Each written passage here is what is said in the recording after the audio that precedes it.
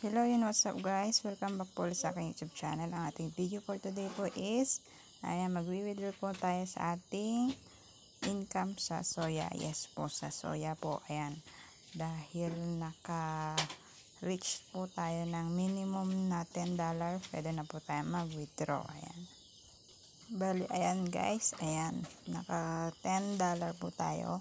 Click po natin tong exchange and withdraw. Tapos, ayan guys, pipili tayo dito, exchange, withdraw. Ito, click natin tong withdraw. Ayan guys, pipili po tayo ng country region. Ayan, click po natin tong Philippines. Ayan, tapos pipili po tayo dito kung ano po yung gagamitin natin na pang withdraw. ePay, USDT, Bank Card, GCash, Paymaya, Coins, GrabPay, at Lazada PH. Ayan, piliin po natin tong GCash.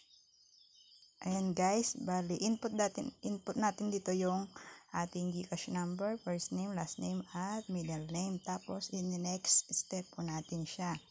Ayan, step by step lang po tayo guys. Ayan guys, input na natin dito kung ilang dollar na po yung ating i-withdraw. Depende po yan kung ilang dollar po yung gusto nyo. Kapag naka $10 po, yun po yung minimum na pwede nyo nang i-withdraw. Pero pag ayaw nyo po is, pwede nyo siyang dagdagan or ipunin hanggang sa kahit ilang dollar yung gusto nyong i-withdraw. Tapos ayan guys, punta tayo sa ating message. Click po natin tong withdrawal assistant. Tignan natin kung na-withdraw na nga natin siya. Ayan, naka-withdraw na po tayo. Ayan, hintayin na lang po natin pumasok sa ating GCash guys.